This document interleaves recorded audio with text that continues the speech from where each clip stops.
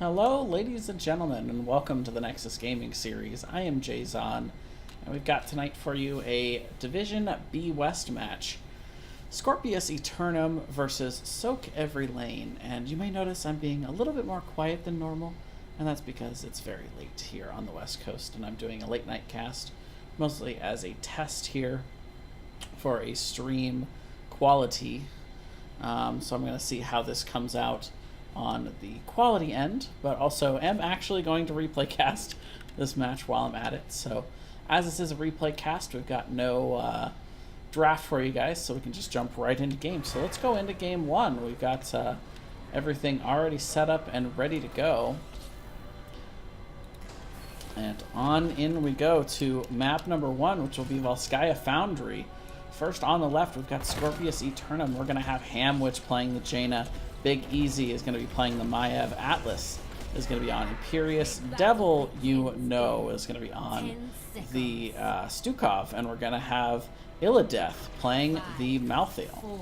Meanwhile, on the right, sOaK eVeRy. We've got Strogs playing the Kael'thas.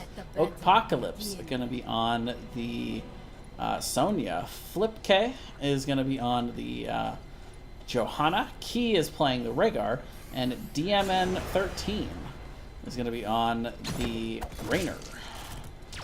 Right away, both teams rotating to the mid.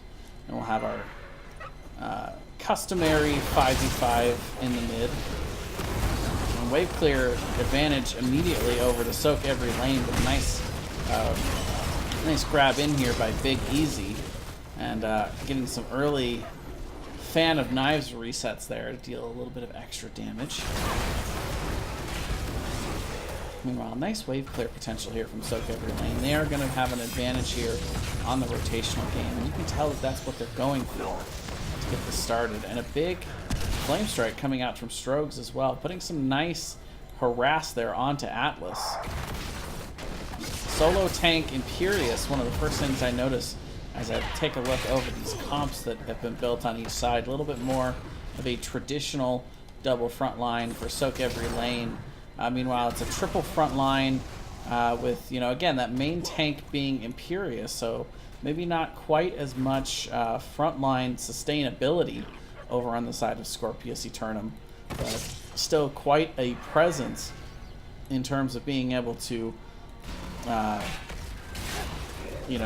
being able to pressure the members of sOaK eVeRy. And with the Malthael, also going to have a lot of extra percentage onto the Johanna and the Sonya in that front line, so we'll be able to take a good advantage of that percentage-based damage. Meanwhile, early camp grab here from Scorpius Eternum. Strogs going to be able to step up and start to clear this a little bit before it gets too much value. But camp grabbed soon after by the side of sOaK eVeRy, so neither team wanting to time that up with the objective too much to try and get counter pushing. To be honest, I think early in the game they don't do that much in terms of pushing, so it's not a huge disadvantage or advantage either way. But look at the gank potential there, but Flip going to do a nice job of, or Philip K, I should say,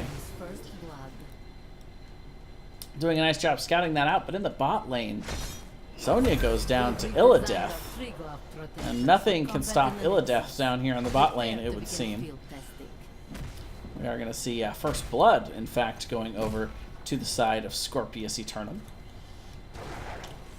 Worth noting that each team has already picked up their turret camp, and now Scorpius Eternum going to look to go ahead and pick up the biotic emitter as well, just for a little bit of an extra advantage there.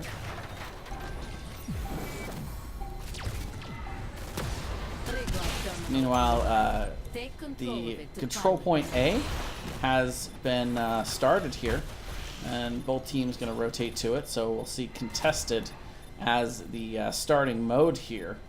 The question is, who wants to pull the trigger first? Who's going to go in after and try and get this party started on what would have been a Monday night match, but now being played out on stream Wednesday early morning. Illideth, though, in all kinds of trouble. Nice rotation there from sOaK eVeRy. You get down there and do a very nice job of taking that on and getting the pick. 1-to-1 now on the kill counter. However, Scorpius Eternum was able to be on this point long enough to be able to get that control of control point A. Meanwhile, the fan resets. Is coming in deep there from Big Easy. He's actually going to port in, and we're going to see Apocalypse going down here first. Meanwhile, on the other side, a lot of poke damage coming in from Strogs and DMN. But again, charging is Scorpius Eternum on this. Illideth even here in the mid soaking as well. No, we do see the members of Scorpius Eternum going back, grabbing their camp. Very nice timing there by them. Right as we hit overtime, so they will have 2 turrets to look to put down here. They will go ahead and spend one of those early. Turret put down on the other side as well, so now each team having a turret out. Second turret will be spent, and it looks like right now sOaK lane kind of backing up on this. They're going to go ahead and give the point, and the first Triglav Protector going to go over to Scorpius Eternum. Immediately going to jump into this mid lane and look to try and take down the front wall here of the mid fort. And I like this call. You know, at the end of the day, if you can get some damage here in the mid and then rotate up to top, that's a pretty nice grab, especially if you can get just one of these towers. Now that the ammo is endless, you can really enable your minions to push and be able to get damage once they get past this wall. So they're going to go ahead and secure that in the mid lane and allow mid to kind of be a point of contention for the rest of the match. Meanwhile, Big Easy stalling the rotation to the top lane by the members of sOaK lane, trying to stop them from living up to their namesake here and controlling all of the lanes. That patented XP soak. Meanwhile, Scorpius Eternum continuing that push in mid, but a massive combo there. Strogs doing a nice job of hitting the double gravity laps with all the extra damage there. Does end up being Jimmy Raynor who's going to scoop up both of these kills, but most of that set up on the back of Strogs and that massive empowered gravity laps. Taking a look at these builds, level 10s coming in now for both teams. We are going to see Massive Shove along with Angelic Armaments, Warden's Cage, Last Rites, and Jaina still holding her ult. But there it is, Ring of Frost going to be coming out. Meanwhile, on the other side for sOaK lane, Blessed Shield along with Leap, Hyperion. We're going to have Ancestral Healing, and Kael'thas still holding, so I don't know if that's going to be Phoenix or Pyroblast, but we'll find out soon enough, I imagine. Meanwhile, quick turret grab here. On the other side, still waiting for that fortification camp to come up. There it is. So, quick camp rotations by both squads here. So they set up for what will eventually be Control Point B, spawning up in that top lane for the next map objective. However, one thing, you know, one of my least favorite things about this map on Volskaya Foundry, at the very least, is that the map objective timings, there's just so much time in between when the Protector goes down and when the next map objective comes up. So there's quite a lot to do. You definitely can get the camps, looking to soak out all of the lanes with as much XP as possible. And Atlas trying for that spear, but not quite able to find it. Ring gonna come out, does hit the one on Jimmy, and the Ancestral just barely too late there. Last Right's going to secure that kill for Illideth. Meanwhile, we will see the turret still sitting there. Jimmy did at least do his team a favor and rotate far enough away that that turret was not going to be in reach of Scorpius Eternum after that fell to the floor. In that case, you either use it or lose it a lot of the time, but the positioning was good there. Meanwhile, gotta look out. Philip K under a lot of pressure, but the turnaround is good, and Maiev gets completely blown up. Once again, Strogs making the plays here. Ladies and gentlemen, do not give this man Kael'thas. He is just dominating here in the early game.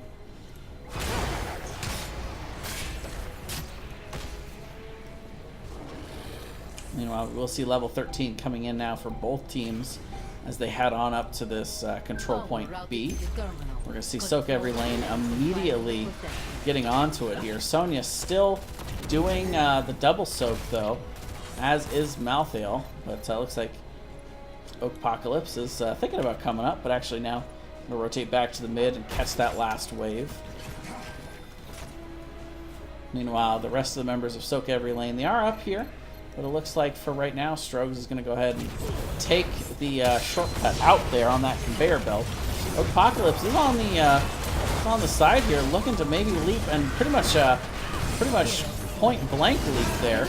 But meanwhile, Jaina and Jimmy being traded out early in this fight.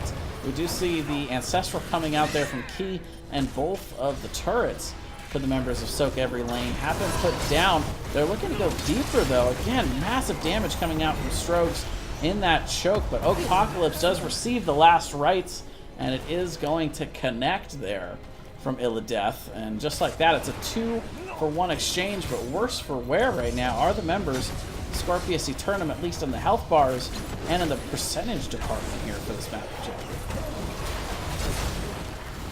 So we are going to see the big Condemn coming out. And Fan of Knives just getting a ton of resets again for Big Easy. The damage is coming out heavy. But we will see Hamwich coming back now. He's going to have an opportunity to try and get here onto point. And it is going to be a 5v4 with Sonya just now coming back. They are able to get this back to neutral ground here on the control point. But look out, here come all 5 members of sOaK every lane, and Scorpius Eternum going to go ahead and think better of that fight and maybe look to tap and re-engage here. They're going to have another shot at it with 5% left. We do see Atlas diving in here. The spear goes out onto Key, but Big Easy taking a ton of damage in response. Hamwich the first to fall on the backside there. Kael'thas and Rhaegar go down though. Johanna, this is turning into just a huge bloodbath. Big Easy and Illideth gonna have to back out. Illideth actually goes back in with that slash, but ends up paying with his life for it. And just like that, it's Atlas versus Apocalypse and DMN. That said, Big Easy did back and now is starting to come back, but is it going to be soon enough? All they have to do is be able to hold this point up here just for a second, or just for maybe 5 seconds for the overtime to expire once they do recap it. But with both members back, it looks like right now sOaK every lane is going to back up, and they have the ability to do that. They have the strong positioning here with all the percentage, so they're the ones with the leeway at this point. Meanwhile, all 5 members are now back, and it's a long, long walk for Illideth. And Big Easy gonna get out there with the vault, but they're taking so much damage from those bomb spreads. And sOaK every lane can go ahead and capture themselves the second Triglav Protector of the game. They're first so far here, and now will finally be free to be themselves here and soak all of the lanes. Sonya gonna go ahead and double soak, it looks like, in the mid and bot lane, while the 4-man stays strong up here. They're going to go ahead and get the well and top. The question is, do they want to continue on here? Looks like the answer is no. Triglav. Oh, but the turnaround on the Big Easy. The root falls immediately. A lot of damage coming out, though, as they are charging onto the back line. They're trying to get Strokes, but a nice early Ancestral comes out, is going to save Strokes, especially from that last rights. Had enough health, the percentage was not enough. They turn around, and they're actually going to get the kill on Imperious. My goodness. What a turn here from sOaK every lane. And they don't have much left on this Triglav, but they're definitely going to get the kill there. So not the siege damage they'd like to get, but definitely getting the team fight advantage and a good XP advantage from having the side soak available through a lot of that. Meanwhile, we will see them going ahead and cleaning up the mid lane front wall. Down here, Apocalypse giving Illideth a bit of trouble. Oh, and again, that point-blank leap, that stun, just so useful there. Apocalypse going to secure the kill onto Illideth. 8 to 10 on the kill counter. This thing has been just a wild bloodbath of a match so far.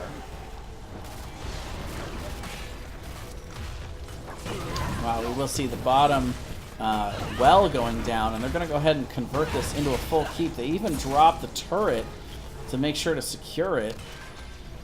I didn't mean to make that rhyme, but either way, we will see that going down in the bot lane.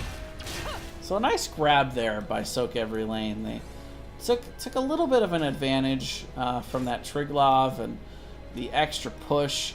Got the big pick onto Malthael, and then turned that into an even bigger advantage. So right now, sOaK Every Lane going to be up about a full level in XP and have gotten the first structure of the game. So they're going to have a little bit of extra trickle XP as well, having grabbed that for it. Not to mention the first catapult of the game, just marching on down the bot lane here.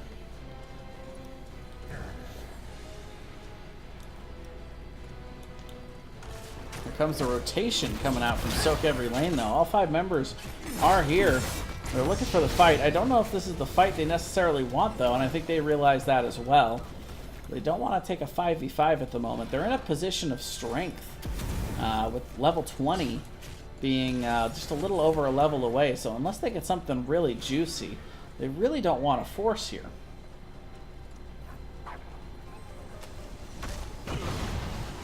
So they're going to wait to see the confrontation, or the confirmation, I should say, on the rotation to the mid lane to clear before they go hard in onto top. And then again, you start to see as they start to be missing from the map, the members of sOaK Every Lane going to back up, rotate safe. They are just hard looking for 20 right now.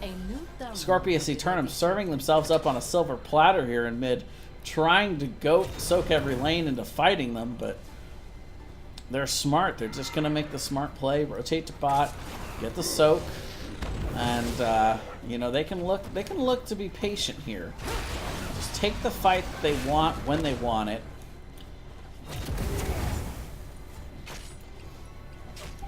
We've got about half a level left to get here. Philip K, again, stepping up just a little bit further, but he's Johanna. He could definitely afford to do that. And they can give this. They know that. They've got members here in mid, soaking. Scorpius Eternum is going to go ahead and take the point and take that percentage while it's free. Here comes Philip K, the stun, but again, the Iron Skin coming in. Ring going to whiff. And now, sOaK Every Lane has even more advantage, as that ult has been utilized. And so now down the ult and level 20, we'll see Scorpius Eternum have to rotate away. And they're going to play this pretty textbook. They've still got quite a bit of wiggle room here. They can afford to give up even this protector, but at the very least, they have to be looking to try and soak out to level 20, and you can see them splitting out into multiple lanes at this point.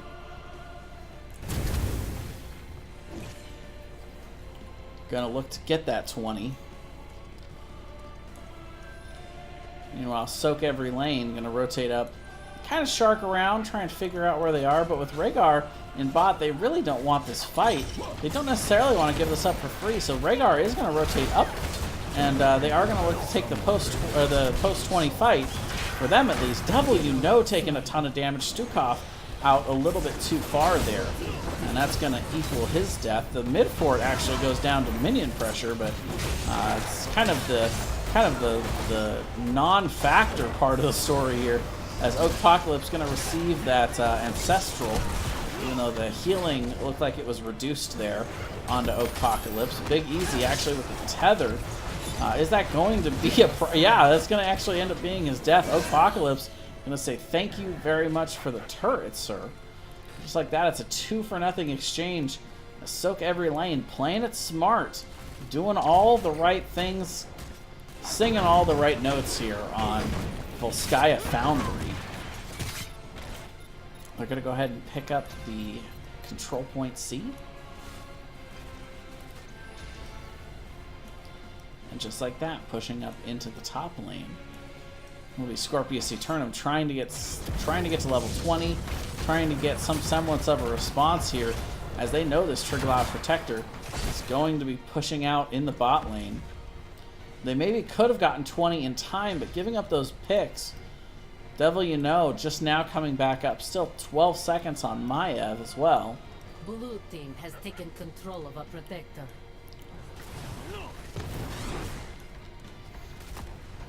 So we will see the Triglav marching into the bot lane. Nice beam, gonna take out that front wall immediately. Still 90% on the Protector's health as it marches in towards the keep. And they're looking to at least convert the first keep of the game here. However, that camp is pushing in top lane, so Scorpius Eternum does have a little bit of counter pressure, along with a bit of a wave pushing into mid, but Big Story is still here in the bot lane. Big Easy taking a little bit of damage. We'll see them pushing in towards the core, but they're going to think better of it here. I think if you could find a kill or two there, if you're sOaK every lane, then you can look to maybe try and finish, but otherwise, it's just probably not going to happen. Meanwhile, we're going to see Tether on to the Triglav Protector. That's not quite going to work. However, they do pop out under the fort here. Ring is going to just catch one on the Sonya. Warden's Cage to follow, but Illidef getting just completely blown up there. Maiev shortly going to follow the turnaround damage there from Kael'thas, Sonya, and Raynor. Too much to bear. Jaina falls. Imperious falls. And it's just like that. It's a 4-for-0 exchange. And only Devil You Know left to tell the tale of Scorpius Eternum. And it looks like sOaK every lane is just going to go ahead and finish this up. The death timer's definitely long enough. They opened up that win condition, and now having won the game, well, now having won the team fight, they're going to go ahead and go in and win the game. And just like that, that is going to be game number 1. Going over to sOaK every lane here on Volskaya Foundry. GG, well played.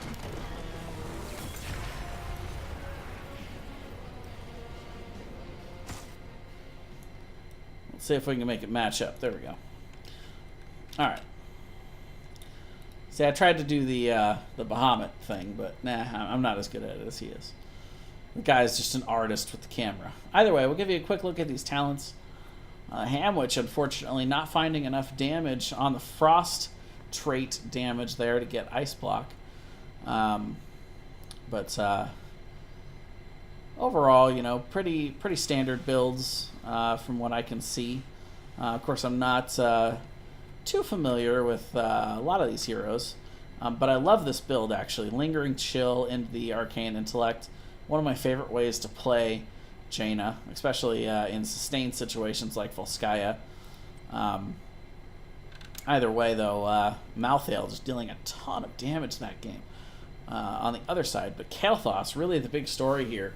Strogs definitely earning the MVP this match, and just dealing just massive amounts of damage, getting some really good kill confirms. I thought for a minute there he might go Pyroblast, but I'm so glad he didn't. The Phoenixes were incredibly strong, offering a lot of spread damage. And at the end of the day, there are a lot of different tools for the members of Scorpius Eternum to dodge those. So unless he could effectively get consistent Pyroblasts onto Stukov, it was going to be tough for him to really take advantage of that. Though, admittedly, Hamwich didn't have Ice Block for most of that game, so could have maybe been useful there. But either way, that is going to wrap up game number 1. So we're going to quickly hop on out of this replay and hop into replay number 2.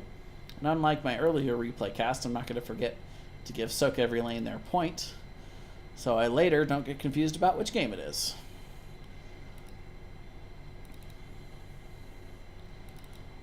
All right.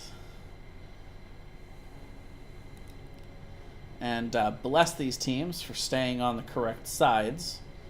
I appreciate that very much from these squads. And it looks like game number 2 is going to be on Towers of Doom.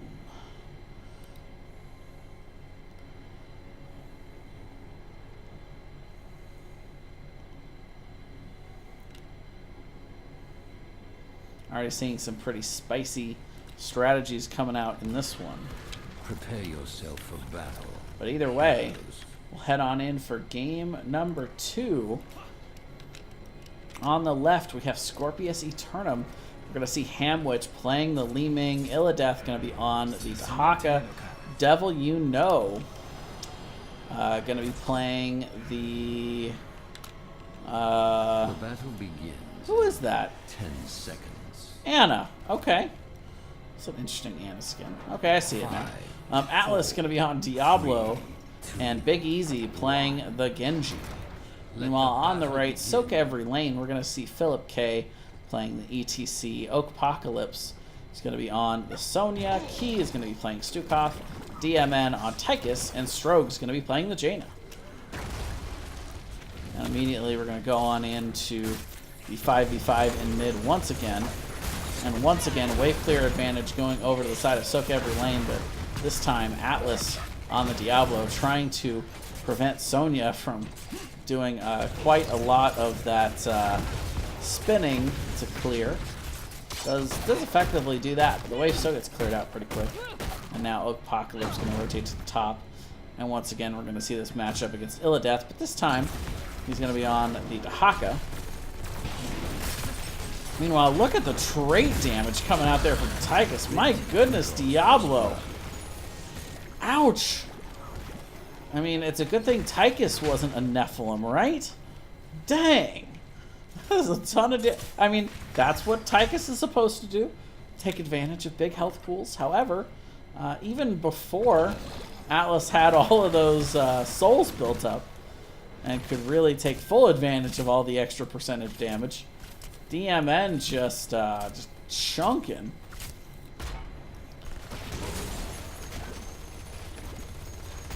Oh, so first blood going over to sOaK every lane here, and still managing to soak out most of the lanes at the moment as they rotate up and grab their camp nice and early here.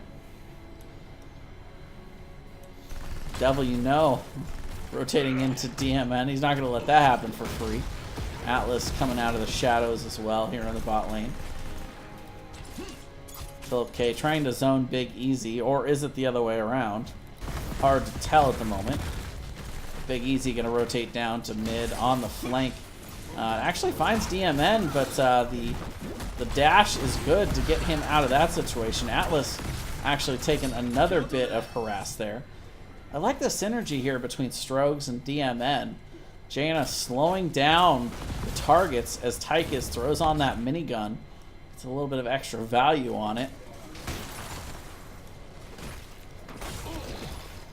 It's not the pepper that Raynor brings, but still pretty interesting way to deal some damage. And look at the massive, aggressive rotation here. Again, the stun. Atlas taking so much damage.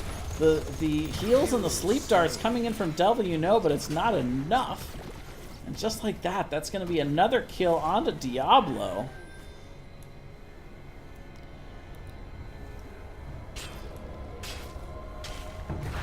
And Philip K going to be zoning as they look to cap the bottom here of this triple altar phase. Oakpocalypse up in the top as well, so that's going to be a nice double cap here for sOaK every lane. So they'll take an early 4-point lead here on Towers of Doom. Philip K again just being that living ward. Doesn't even mind the damage. It's like, it's okay. This is still my spot. Take some poke from Genji. Yep, I'm still here. He's like, hey, you know, damage doesn't really bother me. I just really want to be able to see what's going on over here. Now, this has been rough. Devil You Know, mainly just having to cover the bot lane as Scorpius Eternum has been rotating around. It's 11 globes so far for Tychus, by the way. Oh, Devil You Know, not quite going to make it out of that situation. It's only a matter of time before sOaK every lane rotated down to try and punish that laning assignment. Meanwhile, they almost rotate in here fast enough to take this camp. Strogue's just not afraid of anything in the world right now. Just jumps right in. I'll see a couple members of Scorpius Eternum rotating up to look to clear mid. Camp going to be grabbed by sOaK every lane. Meanwhile, up in the top lane, give a little airtime to our solo laners. This message brought to you by solo laning. The most undervalued thing in the game. Big Easy rotating up. Trying to put a little bit of pressure on Apocalypse, but just shows his healing power there. Goes into the wave, whirlwinds. And yeah, I mean, if two members are going to be up here, Apocalypse can definitely be up here as these altars spawn. But right now, Big Easy just kind of trying to slow the rotation, but also slowing his own rotation at the same time. Dahaka, of course, can and is now brush stalking. So, but actually hits the tongue onto Philip K. But again, Philip K doesn't really seem to mind too much. Stukov actually capping that bot, so first one's going to go over to sOaK every lane. WNO taking a lot of harass on the backside there from Philip K. Also, Big Easy under a lot of pressure. He's going to have to back up. And right now, sOaK every lane kind of dominating the point position right now. And they're also just dealing a lot of damage. DMN just kind of off to the side, just shooting the gun. No big deal. Dahaka ends up being the first to fall. And the reset's just not really available right now for either Genji or Li Ming over on the side of Scorpius Eternum. Kind of their whole comp is based on these resets. They do get a kill onto Jaina, but now Hamwich is basically completely out of mana. And at that point, getting that kill doesn't even really matter that much. The altar's already capped. So it's another double cap here for the side of sOaK every lane. Level 10's also coming in. They've got a massive wave coming in here to bot with 3 members pushing onto this bell tower. So it looks like they're about to convert the bottom bell tower, which is just a massive advantage here on Towers of Doom. Everything just coming up sOaK every lane at the moment.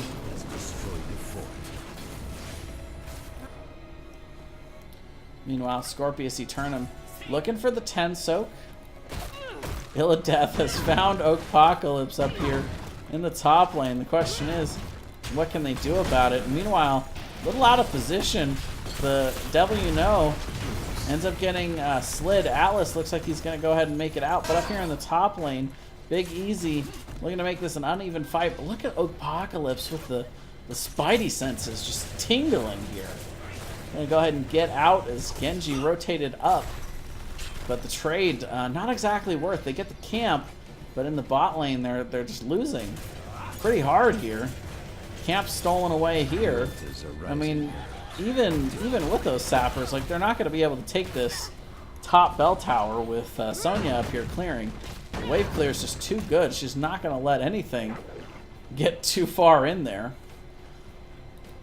Meanwhile, the 4-man defense squad standing tall here in the bot lane. They're trying to push in these sappers, and it looks like one of them is going to make it through. The other one trying to step forward. There it is. Philip K with the face melt, able to push the members of Scorpius Eternum back just far enough. We're going to get 2 of those over. Or was it 3? That might have been all 3, actually, looking at the math. Meanwhile, 5 are on the line here, as that bell tower in bot has been converted for sOaK every lane.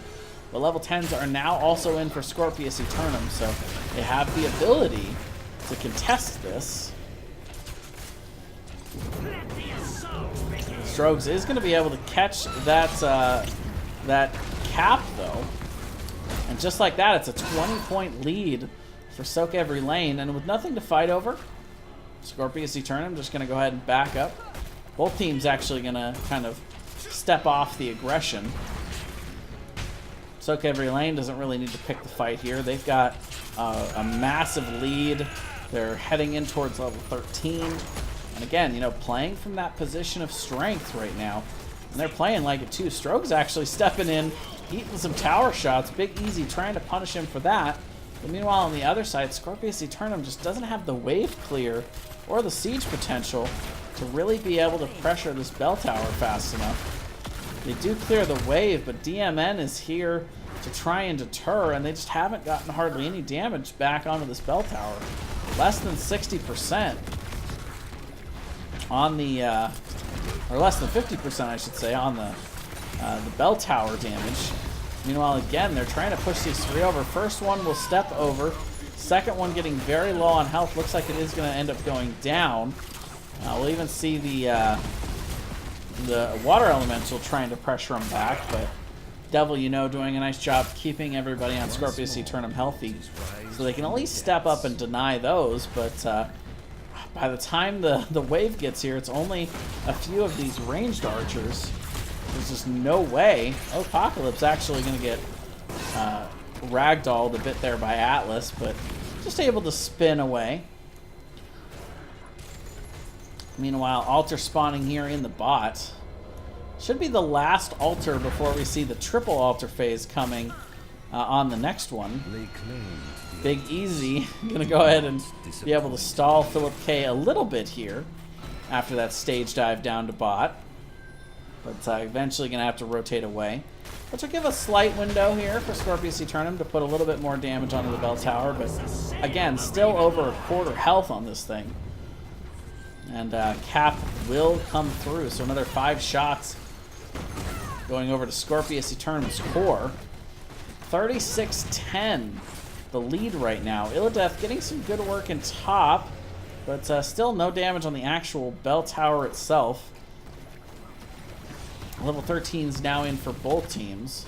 By the way, we haven't gone over these heroics. For Scorpius Eternum, there's going to be the Lightning Breath, Dragon Blade, Isolation, Wave of Force, and Nano Boost. Meanwhile, for sOaK every lane, they have the Stage Dive, Wrath of Berserker, Commandeer Odin, Massive Shove, and the Water Elemental. They're once again threatening with these sappers. One is so close to that line. There it is. We'll step over. So they actually get 2 over there, as the health down to 8 now. Genji swift striking around, trying to make something happen, but it seems like they're trying to create where it's just kind of impossible. And was that a self-cancel from Atlas? I'm actually not sure. The Lightning Breath came out, was immediately stopped. It's almost like he was spamming the button and self-canceled. Because, I mean, he's unstoppable, so I don't think that the silence would have stopped him. I don't know, very strange. Either way, we are going to see Scorpius Eternum down the Lightning Breath ult here. Meanwhile, it's only Water Elemental and Leap down for the side of sOaK every lane. Or no, actually, that's Wrath of the Berserker. No Leap this game. No Leap. Bell Tower does get converted, but here's the triple altar spawn. And now the question is, can Scorpius Eternum take this fight? Be swift, heroes. Odin is going to be popped on the backside. DMN going to look to interrupt, and will be able to do that. And then the cheeky dash to dodge all that damage from Hamwich. Meanwhile, there's the double cap up in top. And just like I didn't even see it, sOaK every lane going to take the win. The GG and the well played so fast here. What a dominating victory there. 36 zilch. And only allowing that first one cap. Yeah, the clutch stage dive. You're right, Zol Rules. Just sOaK every lane. Just looking real good. I don't know. If I was the team that was playing them next week, I'd be worried. Team next week already confirmed. If you want the inside joke, go to NexusGamingSeries.com. However, sOaK every lane gonna win here 2-0. Score the domination over Scorpius Eternum. And we'll give you guys a quick look at these talents before we go ahead and say goodbye for the evening. I want to thank everybody for coming out and watching this replay cast, even late at night when I sound more like a radio talk show host, trying to be soothing, not too loud and alert anybody. But for the Nexus Gaming Series, I am Jay Zahn. Thank you all for coming out, and we'll see you guys next time. Have a good night.